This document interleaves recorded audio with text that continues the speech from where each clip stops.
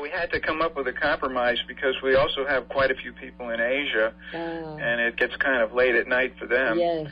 And in fact, we had a second session going on on Asian time, but that hasn't really gotten off the ground as much as this one that I've been mentioning. So for now, we're just doing the 11:15 on Saturday and Sunday. Okay. But eventually we may have an Asian one too, which would still leave the UK in the middle, in between somewhere, right?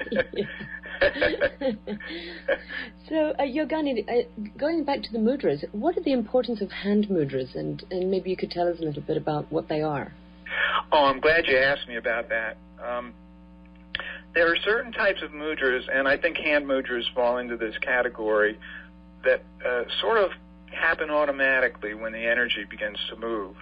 And this is getting back to what I was saying before about how yoga postures can even happen automatically when you're meditating and doing spinal breathing, pranayama, and so forth. Hand mudras and other mudras, some of which involve the whole body, they just come up. And hand mudras in particular, in AYP we call them effects rather than causes, because they really don't do much. If you just go and put your index finger and your thumb together, well, in my case it does, but it doesn't do much for most people. But when the energy is moving and you put your thumb and your index finger together, you can feel a circuit being closed. In fact, the word mudra means seal or closing a switch. So those hand mudras are basically closing the switch of the energy circulating in the hands and arms.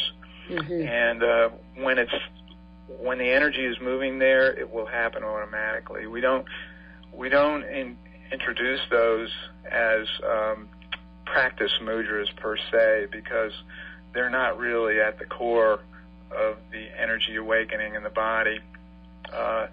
They're more about when the energy's moving out into the arms. And you would feel that as a tingling or as a sensation of some sort? Oh yeah.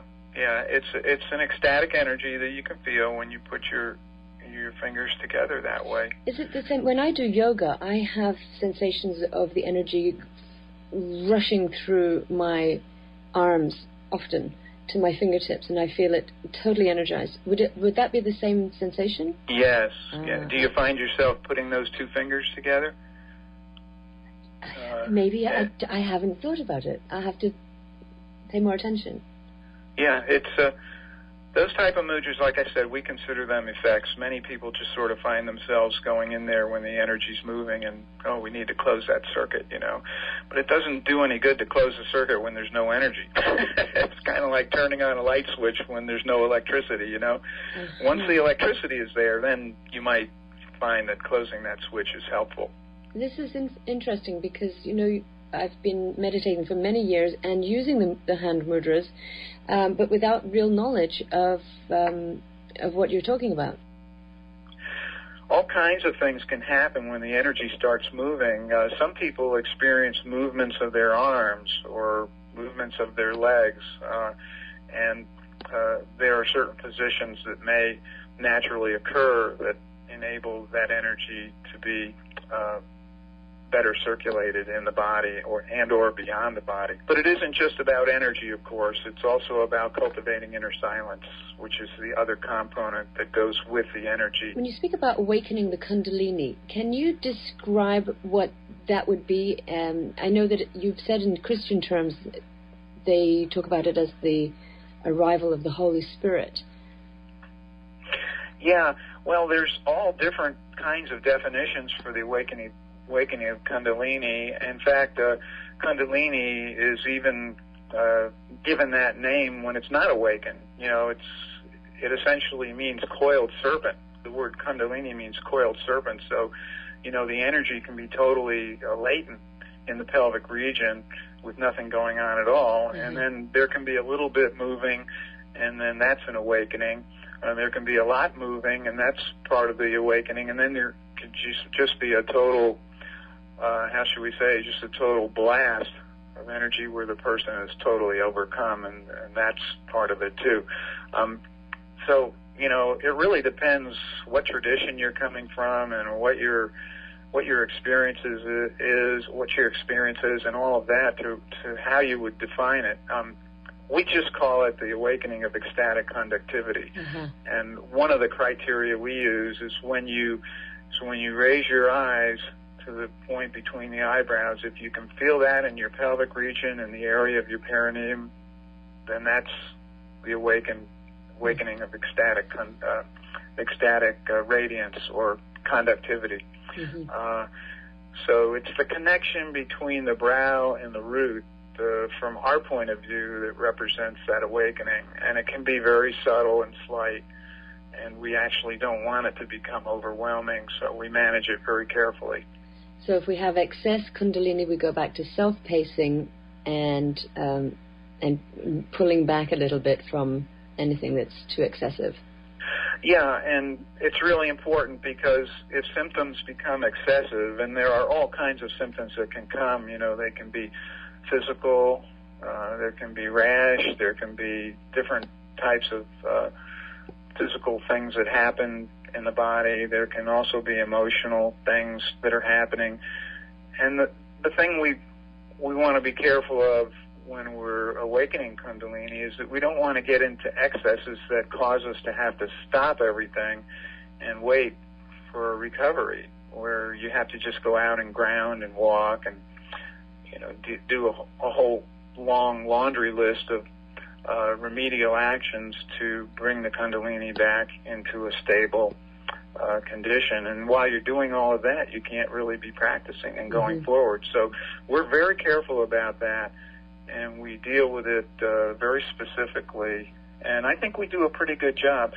But most of the people that have big Kundalini overloads that we see in the AYP community are coming from outside, from other traditions. And we've had pretty good success to the extent that we've been able to explain to people what this is and what it means to self-pace and what it means to ground and what it means to integrate this energy within our silence. We've had pretty good success even with people coming from other places. Right, so you get them on track, get everybody on track. We try, yeah. So what happens if we cut our parts of our practice out because of like a time crunch, and somebody thinks, I don't have time for the pranayama, but I'll just jump to the other parts of the practice. What is the potential danger of doing that? It's actually a good thing to be able to scale things back according to your schedule. It's much better than not doing it at all. The priority in AYP is meditation first, spinal breathing second, asanas third. So if you're on the run, you're on the go, and you have 5 minutes, you don't try and do all three of those. You sit down and you meditate for 5 minutes. Or if you want to spend a minute doing spinal breathing, you meditate for 4 minutes and do 1 minute of spinal breathing. And if you have, a little bit longer than that, we have what I called before the abbreviated asana routine, where you can stand up and do a little twist, a little forward, a little back, a little pulling in of the abdominal area. And in about a minute or two, you can actually get some basic asana effect.